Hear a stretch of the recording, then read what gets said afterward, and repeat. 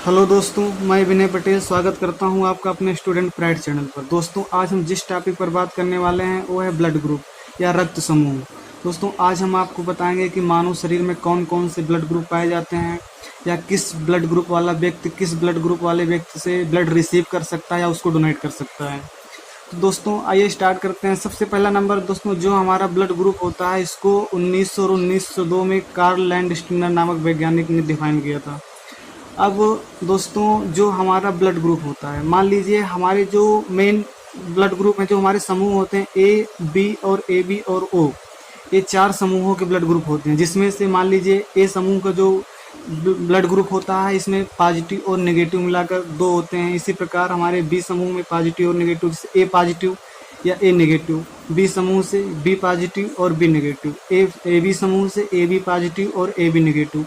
इसी प्रकार ओ समूह से ओ पॉजिटिव और ओ नेगेटिव। इस प्रकार दोस्तों हमारे जो शरीर में ब्लड पाए जाते हैं टोटल मिलाकर 8 प्रकार के होते हैं। अब दोस्तों, जो हमारा ब्लड ग्रुप है, मान लीजिए आपको बता दिया जाए कि आपका ब्लड ग्रुप ए पॉजिटिव है, तो वो डिफाइन कैसे होता है, उसको कैसे निर्धारित किया जाता है कि हमारा ब्लड ग्रुप ए समूह का या बी समूह का है या ए बी का है या ओ का है। तो दोस्तों, हमारा जो ब्लड ग्रुप निर्धारित होता है वो हमारे ब्लड में मौजूद एंटीजन्स और एंटीबॉडी, इनके आधार पर ही हम अपना ब्लड ग्रुप डिफाइन करते हैं कि वह किस समूह का है। अब दोस्तों, आपको बता दूं एंटीजन, जो एंटीजन होता है या जिसको हिंदी में प्रतिजन बोलते हैं, ये क्या होता है। दोस्तों, हमारा जो ब्लड होता है इसमें जो आरबीसी की सतह पर एक प्रोटीन की लेयर होती है जिसको हम एंटीजन बोलते हैं। अब दोस्तों, जो हमारा ब्लड होता है आरबीसी और प्लाज्मा से मिलकर बना होता है। जो हमारा एंटीजन होता है वो आरबीसी में पाया जाता है, बट जो हमारा एंटीबॉडी होता है वो प्लाज्मा में पाया जाता है, प्लाज्मा की सतह पर। अब जो दोस्तों हमारा जो एंटीबॉडी होता है यही हमारे एंटीजन से प्रतिक्रिया करके हमारे विभिन्न प्रकार के रोगाणु और विषाणुओं से सुरक्षा प्रदान करता है, जिसको हम अपनी रोग प्रतिरोधक क्षमता ये बोलते हैं। अब दोस्तों, यदि हमारे ब्लड में एंटीजन ए समूह का मौजूद है तो हमारा ब्लड ग्रुप ए होगा। यानी कि जिस समूह का हमारा एंटीजन होता है हमारे ब्लड में वही समूह का हमारा ब्लड ग्रुप डिफाइन किया जाता है। इसी प्रकार मान लीजिए आपके ब्लड में एंटीजन बी है तो आपका ब्लड ग्रुप क्या हो जाएगा, बी हो जाएगा। इसी प्रकार यदि आपके ब्लड ग्रुप में या ब्लड में आपके एंटीजन ए और बी दोनों हैं तो आपका ब्लड ग्रुप ए बी हो जाएगा। इसी प्रकार यदि आपके ब्लड में एंटीजन है ही नहीं, नील है, तो इस प्रकार इसको हम जो हमारा ब्लड ग्रुप होता है उसको जीरो हो जाता है, लेकिन हम इसको अल्फ़ाबेट के अनुसार हम इसे निर्धारित कर रहे हैं, इसलिए इसको यहाँ पर ओ लिखा जाता है। अब दोस्तों, ध्यान रखना, जो हमारा एंटीबॉडी होता है वो जस्ट एंटीजन के विपरीत होता है। यदि हमारा एंटीजन ए है तो हमारा एंटीबॉडी जो होगा एंटी बी हो जाएगा। इसी प्रकार यदि हमारा एंटीजन बी है तो हमारा जो एंटीबॉडी होगा, एंटीबॉडी का जो हमारा एंटीबॉडी निर्धारित की जाएगी एंटी हो जाएगी, जस्ट इसके विपरीत। अब दोस्तों, हम आपको बताते हैं कि किस ब्लड ग्रुप वाले व्यक्ति को ब्लड डोनेट कर सकता है और किस ब्लड ग्रुप वाले व्यक्ति से ब्लड रिसीव कर सकता है। अब दोस्तों, मान लीजिए हमारा ब्लड ग्रुप ए है तो उसमें एंटीजन जो पाया जाएगा ए ही पाया जाएगा, बट एंटीबॉडी जो होगी उसके विपरीत एंटी बी पाई जाएगी। अब जिस ब्लड ग्रुप में जो भी एंटीबॉडी होगी जिस समूह की, उस समूह वाले व्यक्ति से ना ही हम ब्लड डोनेट कर सकते हैं ना ही रिसीव कर सकते हैं। यानी कि ए समूह वाला व्यक्ति बी को ना ही तो ब्लड डोनेट कर सकता है और ना ही बी से रिसीव कर सकता है। अब रिसीव किससे कर सकता है, अपने सेम समूह वाले ए से, और बी से तो नहीं कर सकता है क्योंकि इसकी एंटीबॉडी बी है। अब हमारा ए बी बचा, हम ए बी से भी, ए समूह वाला व्यक्ति ए बी से भी नहीं रिसीव कर सकता क्योंकि इसके अंदर एंटीबॉडी मौजूद होती ही नहीं है। अब कौन बच रहा है, हमारा ओ बच रहा है, जिसके अंदर एंटी ए पाया जाता है और एंटी बी दोनों पाए जाते हैं। हमारा ओ से रिसीव कर सकता है और डोनेट किससे कर सकता है, अपने सेम समूह वाले को और ए बी को।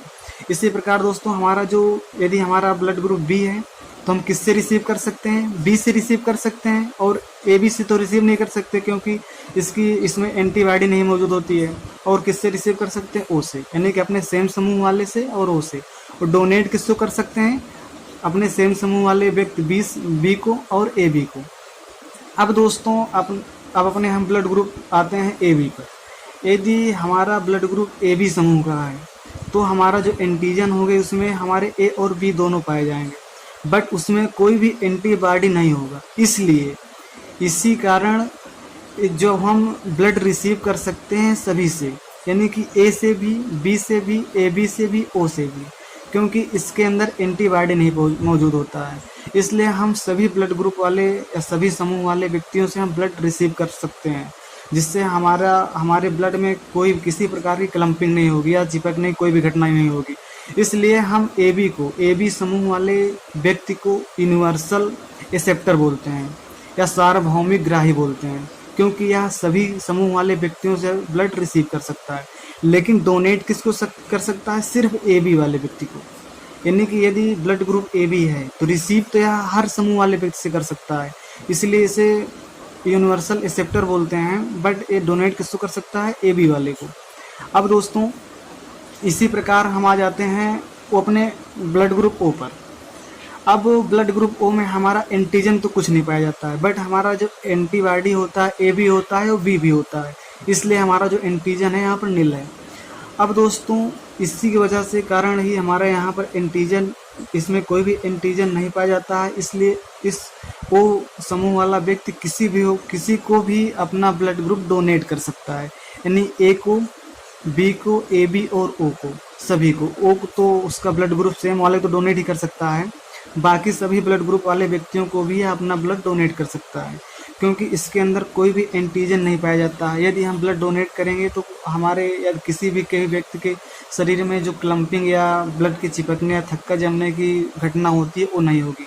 बट अब इसके अंदर हमारा एंटीजन नहीं होता है, इसलिए हम इस केवल और केवल ओ समूह वाले व्यक्ति से ही ब्लड रिसीव कर सकते हैं। अब दोस्तों एक चीज़ और आपको बता देते हैं कि जो सेना में जो सिपाही बॉर्डर पर भेजे जाते हैं, जिनका ब्लड ग्रुप ओ होता है, उन्हें अधिक प्रधानता दी जाती है, क्योंकि किसी भी के भी घायल होने पर क्योंकि यह यूनिवर्सल डोनर होते हैं, या इसे हम बोल सकते हैं सार्वभौमिक ग्राही, यानी कि यह किसी को भी अपना ब्लड दे सकते हैं, इसलिए इनको अधिक प्राथमिकता दी जाती है बॉर्डर पर जाने के लिए, यदि उनका ब्लड ग्रुप ओ है तब। अगर दोस्तों यदि मान लो यदि किसी व्यक्ति को एंटीजन और एंटीबॉडी के अनुसार ब्लड न देकर किसी और ग्रुप का ब्लड दे दिया जाए, मान लीजिए ए है, ए को हम केवल ब्लड किससे रिसीव कर सकता है? ए से और ओ से। यदि इसको हम ध्यान में न रखते हुए हम यदि इसको बी को ब्लड, बी समूह वाले व्यक्ति को यदि इसको ब्लड दे दिया जाए तो इसके शरीर में या इसके ब्लड में ट्रांसफ्यूजन हो जाएगा और शरीर के अंदर ब्लड का थक्का बन जाएगा, और जो हमारी आर्टरीज होंगी और वेसन्स होगी वहीं पर क्लाट हो जाएगी, और जो व्यक्ति होगा उसकी विदिन सेकंड डेथ हो जाएगी। इसलिए केवल हम एंटीजन और एंटीबॉडी को ध्यान में रखते हुए या किस समूह वाले व्यक्ति को ब्लड दिया जा सकता है उसके अनुसार हम डोनेट और रिसीव करते हैं। अब एक चीज़ ध्यान रखिएगा दोस्तों, जैसे परीक्षा में आ जाता है कि आपका ब्लड ग्रुप ए है और उसके एंटीजन क्या होगा, मतलब एंटीजन ए है और तो उसकी एंटीबॉडी क्या होगी, तो डायरेक्ट जो भी हमारा एंटीजन होगा उसकी जो एंटीबॉडी होगी जस्ट उसके विपरीत होती है। यदि ए है तो एंटी बी होगा, बी है तो एंटी ए होगा। इस प्रकार दोस्तों, और जो हमारा ए बी वाला समूह वाला ग्रुप या ग्रुप ए बी ग्रुप वाला जो व्यक्ति होता है वो यूनिवर्सल एक्सेप्टर होता है या सार्वभौमिक ग्राही होता है, वो किसी से भी ब्लड ले सकता है, और ओ समूह वाला व्यक्ति किसी को भी अपना ब्लड दे सकता है, ये यूनिवर्सल डोनर होता है। अब दोस्तों इतना से जान ही चुके हैं कि हमारा जो टोटल ब्लड ग्रुप कौन कौन से होते हैं, ये चारों के पॉजिटिव और नेगेटिव।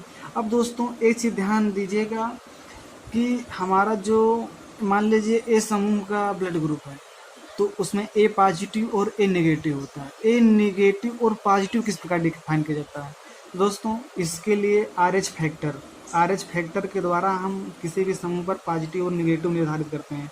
मान लीजिए आपके अंदर RH फैक्टर मौजूद है तो आपका जो ब्लड ग्रुप होगा वो पॉजिटिव होगा, और जो RH फैक्टर यदि आपके अंदर नहीं मौजूद है तो आपका ब्लड ग्रुप क्या होगा? नेगेटिव होगा। अब दोस्तों हम आपको बताते हैं कि RH फैक्टर क्या होता है। दोस्तों RH फैक्टर को हमारे वैज्ञानिक, जिसने हमारे ब्लड ग्रुप को या पूरे समूह की पहचान की थी, कार्ल लैंडस्टीनर, और हमारे एक और वैज्ञानिक थे वीनर। इन्होंने एक बंदर पर परीक्षण किया था, फिर बाद में उस बंदर को नाम भी लीसिस माकाका दिया था। उन्होंने उस बंदर के अंदर परीक्षण करके पता लगाया कि जो RH फैक्टर का बिहेवियर बंदर के अंदर होता है और सेम बिहेवियर ही मनुष्य के अंदर होता है। यानी कि यदि मनुष्य के अंदर RH फैक्टर मौजूद है तो उसका ब्लड ग्रुप यदि ए समूह का है तो पॉजिटिव होगा, यदि RH फैक्टर मौजूद नहीं है तो उसका ब्लड ग्रुप क्या होगा, निगेटिव होगा। इस प्रकार दोस्तों हमारा जो ब्लड ग्रुप होता है आदमियों में, ह्यूमन में 84% पॉजिटिव होता है, यानी कि पूरे वर्ल्ड में 84% लोगों में RH फैक्टर मौजूद होता है। 16% ऐसे होते हैं जिनके अंदर RH फैक्टर मौजूद नहीं होता है और उनका ब्लड ग्रुप निगेटिव होता है। अब दोस्तों पूरे वर्ल्ड में जितने भी मनुष्य, ह्यूमन के अंदर जितने भी मनुष्य हैं उनमें सबसे अधिक जो ब्लड ग्रुप पाया जाता है वो ए पॉजिटिव होता है, उसके बाद बी पॉजिटिव, फिर ओ पॉजिटिव। अब दोस्तों हमारी जो ए बी वाली कंडीशन, ए बी समूह वाली कंडीशन है, ये बहुत रेयर केस में होती है।